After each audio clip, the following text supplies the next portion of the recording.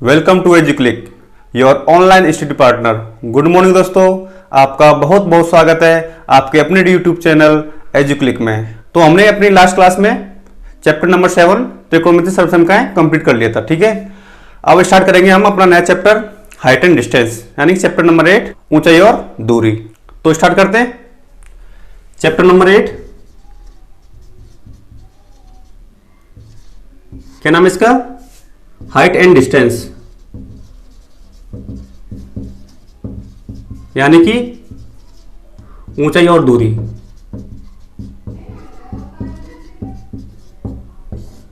तो इस चैप्टर में हमें क्या निकालना है? ऊंचाई और दूरी। ऊंचाई और दूरी किसकी निकालेंगे हम? इसमें हमारा एक समकोण त्रिभुज बनेगा, उसकी हमें ऊंचाई और दूरी निकालनी है। किसकी सहायता से? मैंने आपको त्रिकोणमितीय अनुपात पढ़ाए थे, उनकी सहायता से हम समकोण त्रिभुज की ऊंचाई और दूरी ज्ञात करेंगे। ठीक है, सबसे पहले इस चैप्टर का क्या पढ़ेंगे? बेसिक पढ़ेंगे। ठीक है, तो सबसे पहले हम पढ़ने वाले हैं दृष्टि रेखा। दृष्टि रेखा होती क्या है? ठीक है, यानी कि लाइन ऑफ साइट। दृष्टि रेखा यानी कि लाइन ऑफ साइट होती क्या है, इसके बारे में देखेंगे। ठीक है, जैसे कि आपका समतल है, समतल मतलब जैसे कि आपका जमीन है, ऐसे ही ये समतल रेखा है। समतल पे यहां पे आप क्या खड़े हो, यानी कि यहां पे क्या आपकी आंख है। ठीक है, आपकी आंखें हो गई, यहां से क्या आप देख रहे हो। ठीक है, और यहां पे क्या एक वस्तु है, ये पी मान लिया। यहां पे क्या वस्तु, यानी कि ऑब्जेक्ट है। इस स्थिति पे क्या एक वस्तु रखी है और यहां पे आप खड़े हो। ठीक है, यहां से आप क्या देख रहे हो इस वस्तु को। ठीक है, तो यहां से आप जो देख रहे हो ना, इसको बोलते हैं हम दृष्टि रेखा। इसको बोलेंगे हम दृष्टि रेखा, यानी कि लाइन ऑफ साइट। तो ये आपकी जो O और P जो रेखा है, इसको बोलेंगे दृष्टि रेखा। ठीक है, जैसे कि आपका मार्कर है, मार्कर को मैं यहां से देख रहा हूं, तो ये क्या हो गई? मेरी दृष्टि रेखा हो गई। ठीक है, अब देखते हैं नेक्स्ट उन्नयन कोण, यानी कि एलिवेशन एंगल।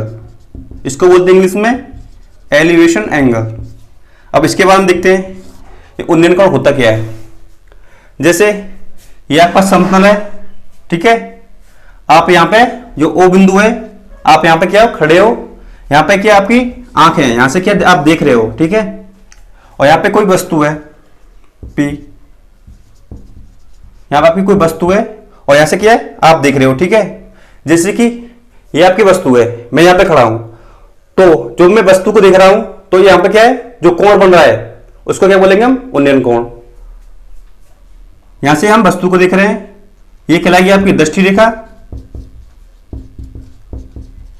और जो क्षैतिज है, ये आपका क्षैतिज हो गया, क्षैतिज रेखा, ये होगी दृष्टि रेखा। तो दृष्टि रेखा और क्षैतिज रेखा के बीच में जो कोण बनेगा, उसको क्या बोलेंगे हम? उन्नयन कोण। तो आपका POX, ये हो गया X, तो कोण POX क्या हो गया आपका? उन्नयन कोण। आपको समझ में आ गया? यानी दृष्टि रेखा और क्षैतिज रेखा के बीच की कोण को क्या बोलते हैं हम? उन्नयन कोण बोलते हैं, यानी कि एलिवेशन एंगल। ठीक है, अब आगे देखते हैं, आपका एक और कोण होता है अवनमन कोण। अवनमन कोण, इसे बोलते हैं डिप्रेशन एंगल। डिप्रेशन एंगल, ठीक है। ये जो अवनमन कोण है ना, इसको मैं साइड में बता देता हूं, है ना, क्योंकि नीचे स्पेस नहीं है। तो ये क्या आपका कोई क्षैतिज है, यानी कि आप किसी मकान की छत पर बैठे हो और नीचे कोई वस्तु है P। ठीक है, आप यहां पे क्या खड़े हो और यहां पे क्या है कोई बिंदु O है और ये हो गया X डैश। ठीक है, तो आप यहां से क्या है नीचे इस वस्तु को देख रहे हो, तो यहां से इस वस्तु को देखने पर ये तो हो गया आपकी दृष्टि रेखा। ठीक है, और ये होगी आपकी क्षैतिज रेखा। तो ऊपर से नीचे देखने पर जो क्षैतिज रेखा और दृष्टि रेखा के बीच में जो कोण बनता है, उसको क्या बोलते हैं? अवनमन कोण, यानी कि डिप्रेशन एंगल। ठीक है, तो कोण आपका क्या हो गया? एक्स डैश ओ और पी, ये हो गया आपका अवनमन कोण, यानी कि डिप्रेशन एंगल। तो अवनमन कोण और उन्नयन कोण में डिफरेंस क्या है उसको देखते हैं। तो उन्नयन कोण में क्या कर रहे थे हम, ये आपकी कोई वस्तु है तो हम नीचे से क्या ऊपर देख रहे थे, ठीक है। और उन्नयन कोण में क्या कर रहे थे हम, ऊपर से नीचे देख रहे हैं, ठीक है।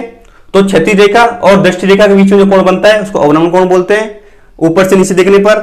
और नीचे से ऊपर देखने पर जो कोण बनता है उसको क्या बोलते हैं, उन्नयन कोण बोलते हैं, ठीक है। ये आपके समझ में आ गया, इसको नोट करो, आगे और देखते हैं। इसमें एक और टर्म यूज में आती है, उसको देखते हैं, पूरक कोण, इसको बोलते हैं सप्लीमेंट्री एंगल, ठीक है। तो पूरक कोण होता क्या है, पूरक कोण वो कोण होता है जब दो कोणों का मान क्या हो, 90 डिग्री हो। जैसे कोण ए प्लस कोण बी बराबर 90 डिग्री, या फिर कोण ए प्लस कोण बी बराबर क्या है, दोनों का मान क्या है, 90 डिग्री है। जैसे आपका कोण ए क्या है, 30 डिग्री, ठीक है, और कोण बी का मान है 60 डिग्री, इन दोनों का मान क्या हो जाएगा, 90 डिग्री। तो कोण ए और कोण बी क्या होंगे, एक दूसरे के क्या होंगे, पूरक कोण होंगे, ठीक है। तो यहां पे ए कोण ए और कोण बी क्या है, पूरक कोण है। जब दो कोणों का मान 90 डिग्री हो तो वो क्या कहलाएंगे, एक दूसरे के पूरक कोण कहलाएंगे, ठीक है। आपको यह पता होना चाहिए पूरक कोण होता क्या है, आपको समझ में आ गया। इसमें क्या है, एक समकोण त्रिभुज बनेगा, ठीक है। अब समकोण त्रिभुज के बारे में जानते हैं। ये हो गया आपका समकोण त्रिभुज A B C, A B C, ठीक है। कोण ए क्या है, समकोण है, यानी कि 90 डिग्री का है, और ये कोण आपको थीटा दे रखा है, ठीक है।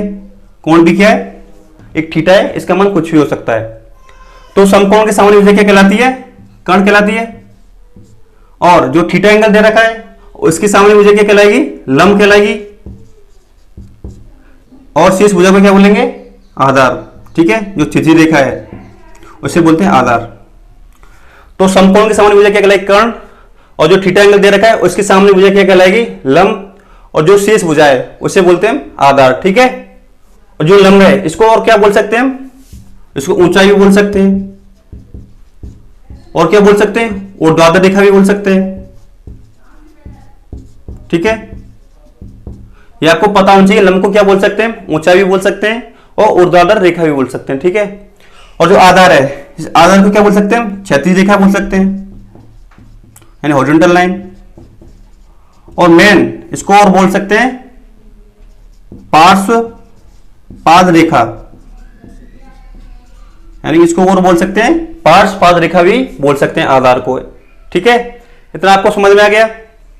मैंने आपको पिछली क्लास में बताया था जो समकोण त्रिभुज है इसकी जो तीन भुजाएं लंब, कर्ण और आधार, इनके बीच में संबंध दर्शाने के लिए क्या उपयोग में लेते हैं, त्रिकोणमितीय अनुपात। तो मैंने आपको पिछली क्लास में त्रिकोणमितीय अनुपात बताए थे, यहां भी आपको मैं एक बार और समझा देता हूं, ठीक है। अब देखते हैं त्रिकोणमितीय अनुपात। त्रिकोणमितीय अनुपात मैंने आपको पिछली क्लास में इनको याद रखने की एक सरल ट्रिक बताई थी, क्या थी वो, लाल बट्टे कक्का, यानी जो लंब बट्टे कर्ण है उसको क्या बोलते हैं, साइन थीटा, आधार बट्टे कर्ण कॉस थीटा, लंब बट्टे आधार टेन थीटा। जस्ट इसका अपोजिट कर देंगे तो क्या हो जाएगा, आधार बट्टे लंब क्या हो जाएगा, कॉट थीटा, और कर्ण बट्टे आधार हो जाएगा सेक थीटा, और कर्ण बट्टे लंब क्या हो जाएगा, कॉसेक थीटा, ठीक है। तो मैंने आपको क्या बताया, साइन थीटा बराबर क्या हो जाएगा, लंब बट्टे कर्ण, कॉस थीटा हो जाएगा आधार बट्टे कर्ण, और टेन थीटा हो जाएगा लंब बट्टे आधार, ठीक है। ऐसे ही साइन थीटा का रेसिप्रोकल क्या हो जाएगा, कॉसेक थीटा, कॉसेक थीटा जाएगा कर्ण बट्टे लंब, और कॉस थीटा का रेसिप्रोकल सेक थीटा क्या हो जाएगा, कर्ण बट्टे आधार, और टेन थीटा का reciprocal cot theta, cot theta हो जाएगा आधार बट्टे लंब, ठीक है। इनकी सहायता से जो समकोण त्रिभुज है उसके लंब, आधार और कर्ण, इन तीनों भुजाओं को हम आसानी से ज्ञात कर सकते हैं, ठीक है। आपको क्वेश्चन क्या देगा, आपको जो समकोण त्रिभुज है ना इसकी जो तीन भुजाएं लंब, कर्ण, आधार, इनमें से आपको एक भुजा दे देगा और साथ में ये आपको एक कोण भी देगा। जैसे आपको कर्ण दे दिया 10 मीटर, ठीक है, और कोण दे दिया 30 डिग्री। आपको कर्ण का मान दे दिया है 10 मीटर और थीटा का मान दे दिया है 30 डिग्री। तो आपसे पूछ रहा है कि लंब का मान निकालिए, तो क्या ज्ञात करना है हमें? लंब का मान। तो लंब कैसे निकालेंगे? तो कर्ण और लंब के बीच में देखो संबंध किस किस के बीच में? कर्ण और लंब यानी कि साइन थीटा। कर्ण लंब भी यहां भी है, पर इसको हमें यूज नहीं करना है। ज्यादातर हमें साइन थीटा, कॉस थीटा और टेन थीटा इन तीनों का यूज करना है। तो लंब और कर्ण के बीच में संबंध क्या हो जाएगा? Sine theta. तो साइन थीटा क्या होता है? लंब बटे कर्ण। तो थीटा का मान क्या है? 30 डिग्री। तो साइन 30 डिग्री बराबर हमें क्या निकालना है? लंब का मान निकालना है। और हमें कर्ण का मान दे रखा है 10 मीटर। ठीक है, तो साइन 30 डिग्री क्या होता है? 1/2 लंब बटे कर्ण। तो इसका क्या करेंगे? वज्र गुणा, यानी इसका इससे और इसका इससे। ठीक है, तो 2 को गुणा लंब से करेंगे तो क्या आ जाएगा? 2 गुणा लंब बराबर, और 1 का गुणा 10 से करेंगे 10। तो लंब का मान आ जाएगा 10/2 यानी कि 5 मीटर। तो हमारे पास लंब का मान आ गया 5 मीटर। तो हमने इस क्वेश्चन में क्या समझा है कि अगर जो समकोण त्रिभुज है, अगर इसकी हमें एक भुजा पता है और एक कोण पता है, तो हम जो समकोण त्रिभुज है उसकी हम किसी भी भुजा का मान आसानी से निकाल सकते हैं। जैसे मैं आपको एक और एग्जांपल बता देता हूं। आपको आधार का मान दे रखा है 5 मीटर, तो आपसे क्या निकलवा रहा है? कर्ण का मान निकलवा रहा है। ठीक है, अब क्वेश्चन क्या है? हमें आधार का मान दे रखा है 5 मीटर और कर्ण की वैल्यू हमें क्या है पूछ रहा है, और यहां पे कौन दे रखा है हमारे लिए? 60 डिग्री। ठीक है, आधार का मान दे रखा है 5 मीटर और हमें एंगल दे रखा है 60 डिग्री। हमें मान निकालना है कर्ण का। ठीक है, तो कर्ण और आधार के बीच में संबंध कौन दर्शाएगा? आधार और कर्ण के बीच में cos थीटा। तो इसमें लगाएंगे हम cos थीटा। तो cos थीटा क्या होता है? आधार बटे कर्ण, और थीटा का मान क्या है? 60 डिग्री। तो cos 60 बराबर आधार देखा है 5 मीटर, तो 5, हमें कर्ण का मान निकालना है। तो cos 60 का मान क्या होता है? 1/2 बराबर 5/कर्ण। तो कर्ण का मान आ जाएगा, इसका इससे गुणा करेंगे वज्र गुणा, और इससे करेंगे इसका, तो 5 दूनी 10। तो कर्ण का मान आ गया 10 मीटर। ठीक है, कर्ण आ गया अपने पास 10 मीटर। तो हमें समकोण त्रिभुज की एक भुजा का मान पता होना चाहिए और एक कोण का मान पता होना चाहिए। तो हम जो समकोण त्रिभुज है उसकी तीनों भुजाओं का मान आसानी से हम निकाल सकते हैं। ठीक है, आपको मैं अभी तक जो पढ़ाया आपकी समझ में आ गया? ये था आपका बेसिक। आप करते हैं इस पर बेस्ड क्वेश्चन। ठीक है, इसको नोट करो। तो क्वेश्चन करते हैं। क्वेश्चन नंबर फर्स्ट, एक मीनार क्षैतिज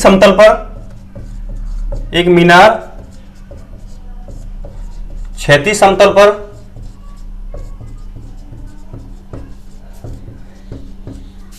ऊर्ध्वाधर खड़ी है। यदि सूर्य का उन्नयन कोण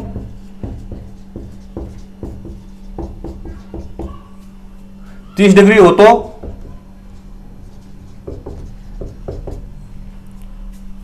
और मीनार की छाया की लंबाई 45 मीटर हो तो मीनार की ऊंचाई ज्ञात करनी है। मीनार की ऊंचाई ज्ञात करो। ठीक है, क्वेश्चन क्या हमारा?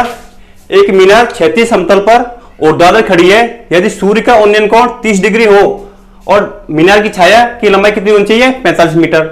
तो हमें क्या करना है? मीनार की ऊंचाई ज्ञात करनी है। तो क्वेश्चन करने से पहले आपको क्या करना होगा? क्वेश्चन को अच्छी तरीके से पढ़ना है। उसके बाद क्या है? उसका डायग्राम बनाएंगे। तो डायग्राम किसका बनेगा? समकोण त्रिभुज का। ठीक है, तो हम किसका क्या बनाते हैं? डायग्राम, यानी कि चित्र बनाते हैं। तो क्या है? मीनार है, तो क्षैतिज समतल पे ऊर्ध्वाधर खड़ी है। ये आपका समतल हो गया। ठीक है, और क्या है? मीनार ऊर्ध्वाधर खड़ी है, यानी कि लंबवत खड़ी है, 90 डिग्री पे खड़ी है। ये हो गया आपकी मीनार। यदि सूर्य का उन्नयन कोण 30 डिग्री हो, यहां पे क्या आपका सूर्य ठीक है, सूर्य की रोशनी आ रही है यहां से, तो सूर्य का उन्नयन कोण, तो यहां पे क्या है, आप खड़े हो, ठीक है, यहां से आप सूर्य को देख रहे हो, ठीक है, तो यहां पे जो कोण बनेगा इसको बोलेंगे हम उन्नयन कोण। और कोण कितने डिग्री का है, 30 डिग्री का, तो उन्नयन कोण हो गया 30 डिग्री का। तो और मीनार की छाया की लंबाई कितनी है, 45 मीटर। ये मीनार है, इसकी छाया कैसे आएगी, क्षैतिज पर आएगी, तो इसकी दे रखी हमें छाया 45 मीटर, तो इसकी होगी छाया 45 मीटर, ठीक है। ये हो गया आपका समकोण त्रिभुज ए बी और सी। ये आपकी मीनार है, मीनार की छाया पड़ रही है समतल पर 45 मीटर, उन्नयन कोण दे रखा है 30 डिग्री, ठीक है। तो उस क्वेश्चन को करते हैं।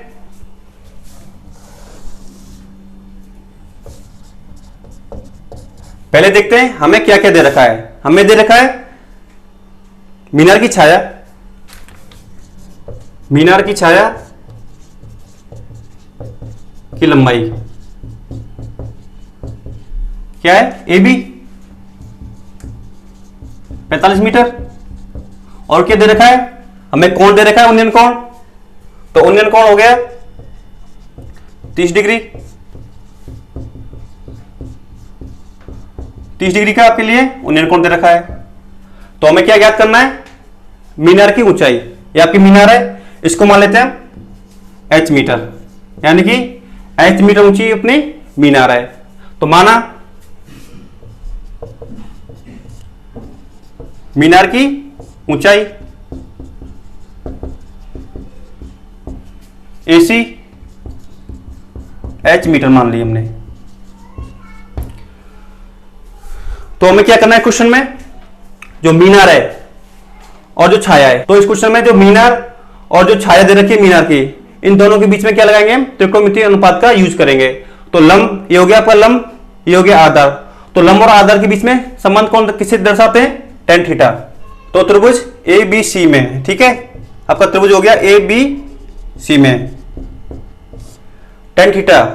तो tan थीटा क्या होता है, लंब बट्टे आधार, और लंब क्या है, मीनार की ऊंचाई AC, और आधार क्या है, AB।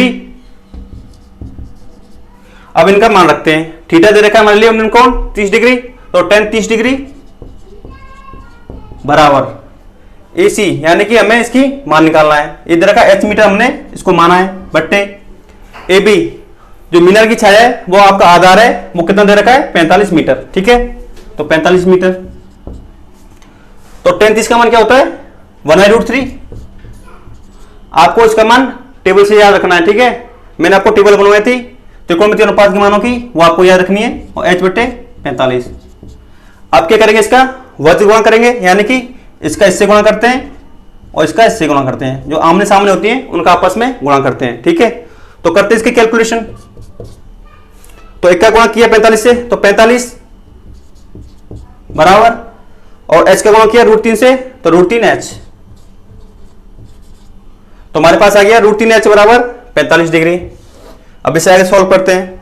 अब √3 का क्या करेंगे, पंचांतरण करेंगे, किस में आ जाएगा, बट्टे में आ जाएगा। तो h बराबर 45 बट्टे √3। अब इसे हम आगे और सॉल्व कर सकते हैं, कैसे।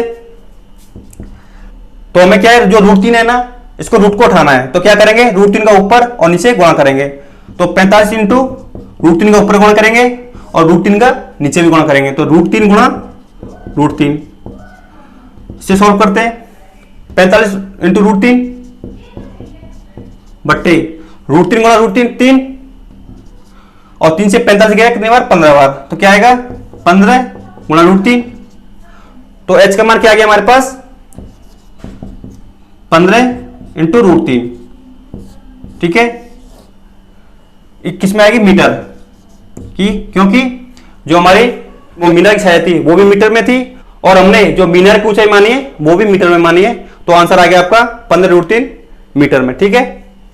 आपको ये क्वेश्चन समझ में आ गया। हमने क्या किया उस क्वेश्चन में, आपको इस क्वेश्चन में क्या करना है, केवल आपको क्वेश्चन को अच्छी तरीके से पढ़ना है, उसके हिसाब से आपको जो समकोण त्रिभुज है वो आपको बनाना है, और जो त्रिकोणमितीय अनुपात है उनका यूज करके हमें क्वेश्चन को सॉल्व करना है, ठीक है। आपको क्वेश्चन समझ में आ गया? अब इसे नोट करो, आगे हम नेक्स्ट क्वेश्चन करते हैं।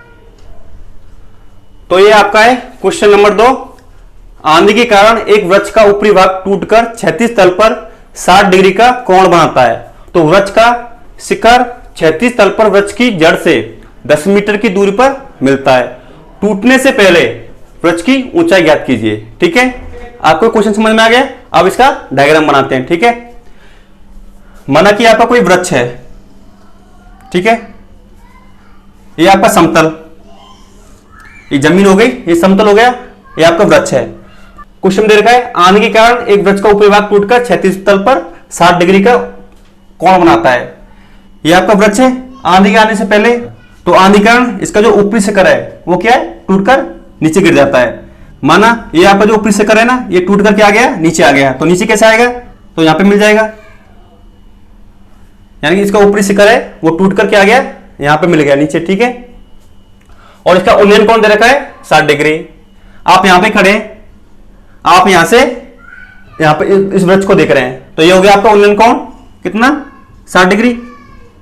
ठीक है, और क्वेश्चन में हमें क्या दे रखा है, ये जो वृक्ष टूटा हुआ है वो क्या है, जमीन से 10 मीटर की दूरी पर मिलता है, यानी कि ये आपकी जड़ है वृक्ष की। ठीक है, ये क्या है, 10 मीटर की दूरी पर मिलता है।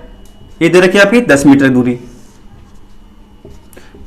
जो वृक्ष है टूटा हुआ वृक्ष, वो जड़ से 10 मीटर की दूरी पर मिलता है। ठीक है, तो हमें क्वेश्चन में क्या ज्ञात करना है, टूटने से पहले वृक्ष की ऊंचाई ज्ञात कीजिए। ठीक है, तो ये आपका वृक्ष है, पहले कितना था, इतना टोटल था। ठीक है, तो टूटने के बाद क्या हो गया, इतना बचा है। हम इसको मान लेते हैं जो टूटा हुआ भाग है, इसको मान लेते हैं हम x मीटर। ठीक है, और जो टूटा हुआ भाग है यहां पे मिला है, ये भी x मीटर होगा, और जो टूटने के बाद जो बचा हुआ भाग है उसको मान लेते हैं हम h मीटर। ठीक है, और इसको मान लेते हैं हम, जो शेष बचा हुआ है टूटने के बाद उसे h मीटर मान लेते हैं, और जो टूटा हुआ भाग है उसको x मीटर, ये नीचे आ गया, इससे मिल गया जमीन से, तो ये x मीटर है, तो ये भी x मीटर होगा। ठीक है, और जो आधार दे रखा है इसका समतल, वो कितनी दूरी पे मिलता है जड़ से, 10 मीटर की दूरी पे।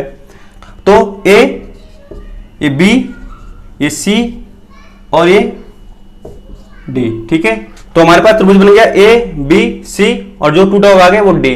तो हमें क्वेश्चन क्या करना है, टूटने से पहले वृक्ष की ऊंचाई ज्ञात करनी है।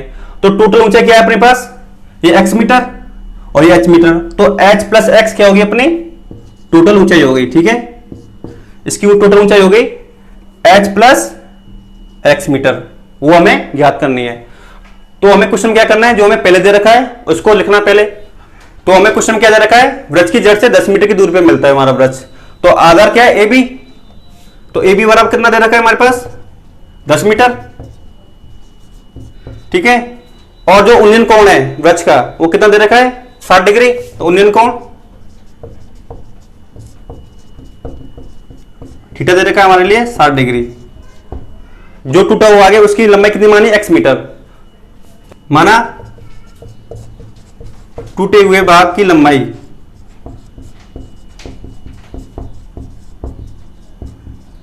x मीटर, जो टूटा हुआ भाग है उसकी लंबाई मानी x मीटर, तो ये भी x मीटर हो गया।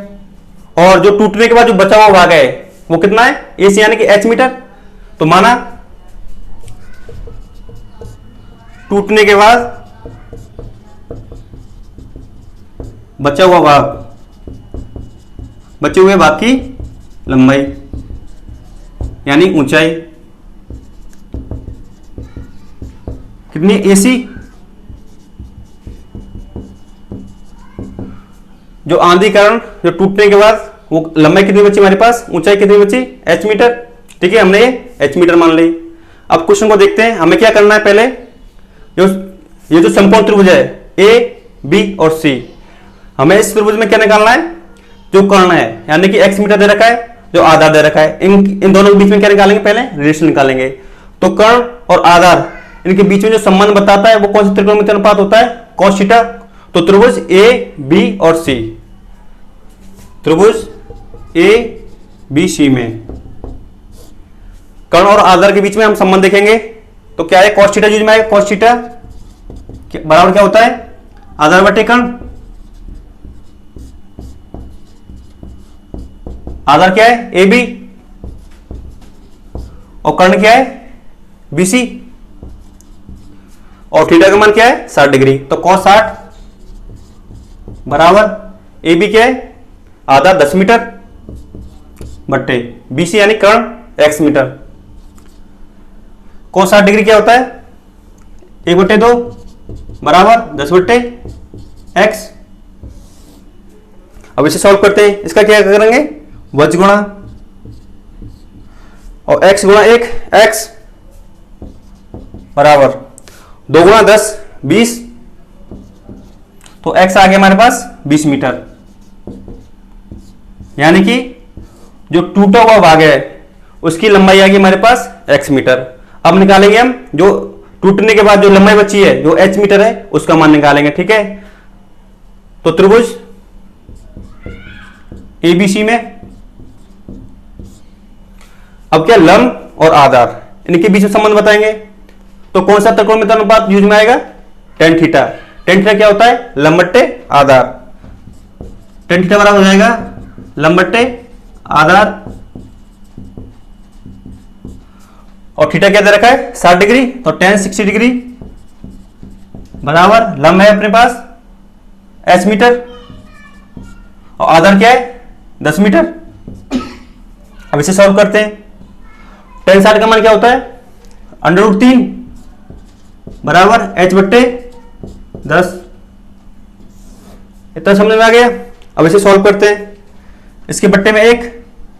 अब इसका करेंगे वज गुणा, 1 का गुणा h से और 10 का गुणा √3 से। तो h गुणा 1 h बराबर और 10 का गुणा √3 से, तो tan √3। तो अपने पास जो टूटने के बाद जो लंबाई आई है h मीटर उसका मान क्या है? 10 गुणा √3। ठीक है, ये आ गई h का मान 10√3 मीटर। तो हमें क्वेश्चन में क्या ज्ञात करना है? टूटने से पहले वृक्ष की ऊंचाई ज्ञात कीजिए। टूटने से पहले हमारे पास इतना बच था, तो हमें इसकी क्या है? ऊंचाई ज्ञात करनी है। तो ऊंचाई क्या अपने पास? h plus x। तो टूटने से पहले वृक्ष की ऊंचाई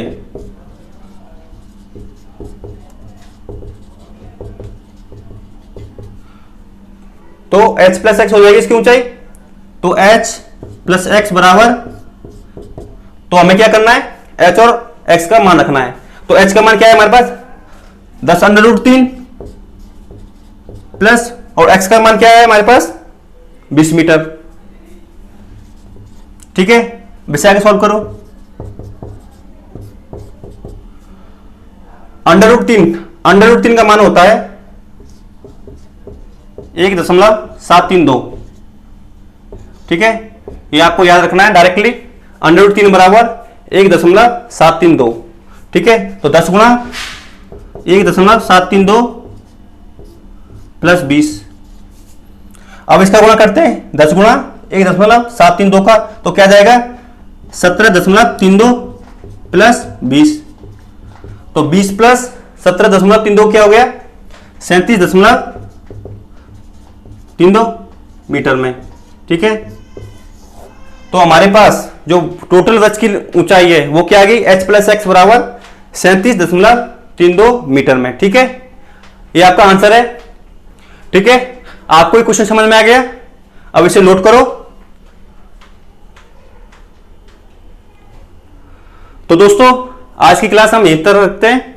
आगे का हम नेक्स्ट क्लास में पढ़ेंगे। आपको और भी क्वेश्चन कराए जाएंगे इस प्रश्नावली से। ठीक है, आपको टेंशन लेने की कोई जरूरत नहीं, बहुत ही इजी क्वेश्चन है। आपका इसमें से 5 मार्क्स का आता है, एक 4 मार्क्स का क्वेश्चन आता है, एक 1 मार्क्स का क्वेश्चन आता है। आपके लिए एक बहुत ही इंपॉर्टेंट है इसको जानना। और इस वीडियो को क्या करना है? आपको लाइक करना है और साथ में जिन्होंने अभी तक हमारे चैनल को सब्सक्राइब नहीं किया है वो चैनल को पहले सब्सक्राइब करें और साथ में बेल आइकन बटन दबाना ना भूलें, जिससे जो हमारी नई वीडियो आती है उनके बारे में आपको पता चल सके। और इस वीडियो को ज्यादा से ज्यादा शेयर करें, जिससे जिन स्टूडेंट्स तक हमारी वीडियो अभी तक नहीं पहुंच पाई है उन तक हमारी वीडियो पहुंचे, ताकि वो भी अपनी पढ़ाई आगे कंटिन्यू कर सकें। ठीक है, तो मिलते हैं अपनी नेक्स्ट क्लास में। तो तब तक खुश रहो, मुस्कुराते रहो और घर पर बैठकर अपनी पढ़ाई कंटिन्यू करो। ठीक है।